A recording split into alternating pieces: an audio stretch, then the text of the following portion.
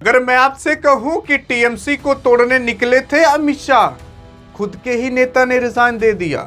और हद तो तब पार हो जाती है जब अमित शाह कहते हैं उस नेता से, अरे एक बार रुको तो सही, दो वो लफ्ज बात कर लेते हैं। अरे वो नेता रुका तक नहीं। सवाल उठता है कि आखिरकार वो नेता कौन सा था और उसने बीजेपी से क्यों इस्तीफा दे दिया और 5 पन्नों का लेटर लिख कर दिया। सवाल उठता है कि आखिरकार क्यों और इससे क्या फर्क पड़ सकता है पूरे बीजेपी पर। यार अगर आप देखने की कोशिश करोगे तो खुद देख सकते हो। मैं आपको डायरेक्ट बता देता हूं, तमिलनाडु भाजपा के पूर्व अध्यक्ष के अन्नामलाई ने मंगलवार को पार्टी से इस्तीफा दे दिया। उन्होंने भाजपा राष्ट्रीय अध्यक्ष नितिन नवीन को 5 पृष्ठों का पूरा त्याग पत्र सौंप दिया कि लो भैया, हम आपके पार्टी को पूरी तरीके से त्याग देते हैं। ये 5 पन्नों का लेटर है, पढ़ना चाहो तो पढ़ लो। यानी कि इन्होंने पूरी तरीके से बीजेपी को छोड़ दिया है। अब ऐसी कौन सी तकलीफ आ गई होगी, क्या हुआ होगा, अब ये तो वही लोग जाने। लेकिन हाँ, बीजेपी के भी नेता अब बीजेपी को छोड़ दे रहे हैं और ये तमिलनाडु के नेता हैं। अब अगर आप देखने की कोशिश करोगे तो चाहे तमिलनाडु हो, चाहे केरल हो, चाहे बहुत सारे ऐसे प्रदेश हैं साउथ में जहां पर आपकी बीजेपी का अभी तक परचम गढ़ ही नहीं पाया है।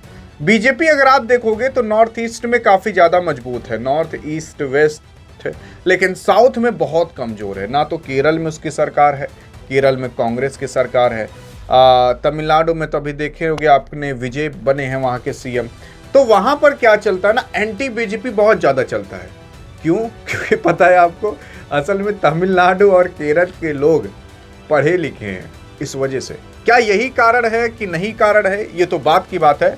लेकिन हाँ, काफी लोग कहते हैं यही कारण है क्योंकि तमिलनाडु और केरल के लोग लगभग, जैसे कहा जाता है कि 98% तक लोग वहां पर पढ़े लिखे हैं।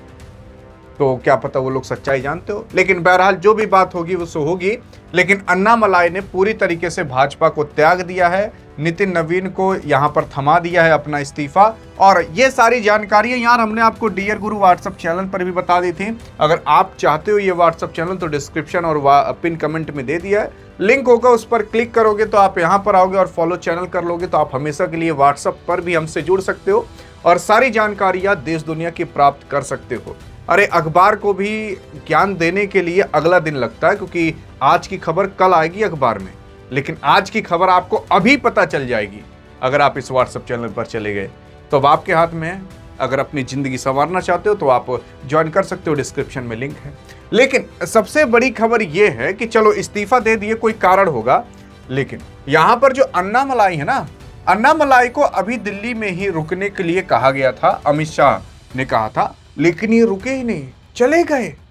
आप खुद सोच कर देख लीजिए, वो अमित शाह जो कहते थे बीजेपी के अंदर, तब जाकर कहीं पत्ता हिलता था, अगर नहीं कहते तो पत्ता तक भी नहीं हिलता था। अरे प्रधानमंत्री मोदी जी तो अपना पूरा का पूरा काम धाम देखते हैं कि देश विदेश से कैसे नीति जोड़नी है, बाकी तमाम काम करने, लेकिन ग्राउंड लेवल पर जो अभी देश के अंदर राजनीति करनी है वो आपके अमित शाह ही करते हैं। अगर मैं आपसे कह दूं कि भैया मोदी को ज्यादा राजनीति पता है कि अमित शाह को, तो अमित शाह को ज्यादा पता है। मोदी को देश विदेश के बारे में ज्यादा पता है कि किस देश से कैसी बात करनी है, क्या डील करना है, कैसे करना है, मोदी को वो पता है। लेकिन अगर ग्राउंड लेवल पर कहोगे काम करने के लिए, वो अमित शाह को पता है कि आखिरकार कैसे लोग हैं, कैसा कहां पर क्या स्ट्रेटजी लगानी है। यहाँ के लोगों को राशन देना है तो ये लोग आराम से खींचे चले आएंगे, इनको ये देना है तो ये लोग आराम से खींचे चले आएंगे। इनको ये पूरी तरीके से पता है और ये लोग कमजोर नस पर ही वार करते हैं। अभी इलेक्शन आने लगेगा तो बिजली बिल माफ कर दिया जाएगा, इलेक्शन आने लगेगा तो 6 महीने के अंदर 3 बार 4 बार राशन दे दिया जाएगा। गांव में दिया नहीं जाता, देखते नहीं हो। यही सब कारण है जीतने के, ये कमजोर नसों पर वार किया जाता है। अब आप कहोगे गरीबों को राशन ना दिया जाए तो क्या किया जाए? अरे नौकरियां भी तो दी जाए, पढ़ाई भी तो दिया जाए। देखिए आज मैं आपको वो खबरें बताने वाला हूं जो बीजेपी के पक्ष में नहीं है और बीजेपी को इस पर बहुत जल्द से जल्द काम करना पड़ेगा, नहीं तो बड़ी दिक्कत हो सकती है। असल में अभी जो प्रधानमंत्री की कुर्सी थमी हुई है वो बिहार के जो अभी सीएम हैं और जो हाल फिलहाल आंध्र प्रदेश के सीएम हैं, जिनका नाम चंद्रबाबू नायडू है, जो कि टीडीपी के पार्टी से बिलोंग करते हैं।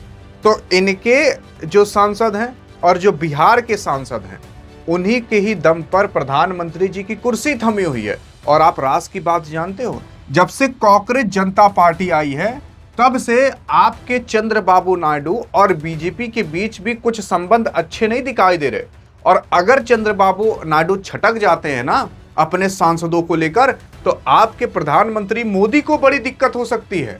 क्योंकि बीजेपी आप देखोगे केंद्र पर अपने दम पर नहीं है, अपने अलायंस के दम पर है। क्योंकि 272 273 सीटें चाहिए थी, बीजेपी 250 भी ढंग से नहीं पा पाई थी। वो जो उसने छोटी मोटी पार्टियां अपने में लाकर जोड़ी हैं, उनको मिला करके वो 290 पार कर पाई थी। और उसमें से सबसे ज्यादा बड़ा योगदान तो टीडीपी का था, चंद्रबाबू नायडू का था। और अगर ये अपने सांसद लेकर छटक जाएंगे तो प्रधानमंत्री मोदी जी की कुर्सी खतरे में आ जाएगी। और अगर कांग्रेस जनता पार्टी कैसे भी इनको और अपने ओर खींच ली तो बड़ी दिक्कत हो सकती है। और कांग्रेस जनता पार्टी ये सबको पता है कि किसके विरोध में बनी हुई है, करंट गवर्नमेंट के ही विरोध में बनी हुई है, इसमें बताने की कुछ जरूरत नहीं है। फिर उसके बाद देखो यार, यहाँ पर पीएम मोदी की 10 जून को एनडीए जो शासित राज्य सीएम और डिप्टी सीएम है उनके साथ अहम बैठक बुलाए हैं। वहां पर प्रधानमंत्री मोदी जी पूछेंगे कितना काम कियो, बहुमत बन पाएगी कि नहीं बन पाएगी। इस तरीके से इतनी ज्यादा अफरा तफरी बीजेपी के अंदर मच चुकी है और बीजेपी को जल्द काम करना पड़ेगा, तभी जाकर ये कुछ अपना संभाल पाएंगे। अब सोचो, प्रधानमंत्री मोदी को सीएम प्लस डिप्टी सीएम मतलब उप मुख्यमंत्री सबको बुला करके, अब चाहे वो बीजेपी का हो चाहे एनडीए का हो, उन सब को बुला करके मीटिंग करेंगे। अब सवाल यह भी उठता है कि सारे मुख्यमंत्री आएंगे भी कि नहीं आएंगे, यह भी नहीं कंफर्म है। इसी वजह से काफी ज्यादा अफरा तफरी मची हुई है। फिर उसके बाद असल में आप देखोगे हाल फिलहाल काफी तगड़े बहुमत से बीजेपी वेस्ट बंगाल के अंदर जीती है, लेकिन बीजेपी को अभी भी मचा हुआ है कि टीएमसी के जो सांसद हैं उनको तोड़ा जाए, जो विधायक उनको तोड़ा जाए। क्योंकि अभी भी ऐसा कहा जा रहा है कि क्या पता बीजेपी के अंदर डर हो कि कहीं टीएमसी वापस से कम बैक ना कर ले। और आपकी ममता बनर्जी ने तो यह भी कह दिया है कि मरते दम तक लड़ेंगे, आखिरी सांस तक लड़ेंगे।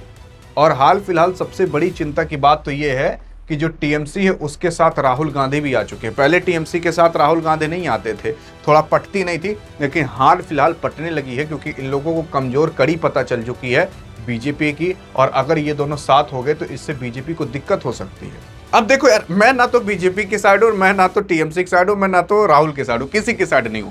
जो सच्चाई है मैं वो बता रहा हूं और इस पर बीजेपी को जल्द ही काम करना पड़ेगा, तभी सुधर पाएगी। अगर आप बीजेपी के समर्थक हो तो आपको भी बीजेपी को जल्दी से बताना पड़ेगा कि इस पर जल्दी काम कर लीजिए, नहीं तो बड़ी दिक्कत होगी। और ये अमित शाह और बाकी सबको पता भी होगा। और अभी देखिए हाल फिलहाल तो कहा जा रहा है कि जो एजुकेशन मिनिस्टर हैं प्रधान साहब, जिनका नाम है, 66% लोग चाहते हैं कि एजुकेशन मिनिस्टर को रिजाइन दे देना चाहिए। और ये बात सही भी है यार, क्योंकि ये बंदा लाखों लड़कों के साथ, लाखों युवकों के साथ खेल रहा है। और ऐसा खेल रहा है कि मतलब सोच कर देखिए, कभी आप जाइए अपनी आंख 12-12 घंटे 14-14 घंटे साल 2 साल से फोड़िए, नींद ना पूरी हो, घर परिवार छोड़ दीजिए, माता पिता को त्याग दीजिए, भाई बहन को त्याग दीजिए, शादी त्योहार कुछ ना अटेम्प्ट करिए, और फिर उसके बाद जब पेपर हो तो लीक हो जाए। तो मतलब ये काफी बहुत बुरी खबर है। और यहां तो सभी चाहते हैं कि इनको इस्तीफा दिलाया जाए, बल्कि प्रधानमंत्री को खुद चाहिए था कि इनको इस्तीफा दिला करके किसी अच्छे खासे पढ़े नौयुवक को बैठाना चाहिए जो एक युवक का समझ सके। अब जैसे अभी राघव चड्ढा ही गए हैं, तो कम से कम यही काम दे दिया जाए। थोड़े पढ़े लिखे लगते हैं, अंग्रेजी बोल लेते हैं, तो कम से कम वो ये चीज़ ढंग से देख तो लेंगे। लेकिन बहरहाल क्या लगता है आपको कि बीजेपी इन सब पर काम करेगी कि नहीं? और अगर कर लेगी तो उसका भी फायदा होगा और स्टूडेंट का भी फायदा होगा। लेकिन आपका क्या कहना है, देखते हैं आप क्या कहना चाहते हो। अधिक जानकारी चाहिए तो इस वीडियो में मिलते हैं, तब तक के लिए जय हिंद जय भारत।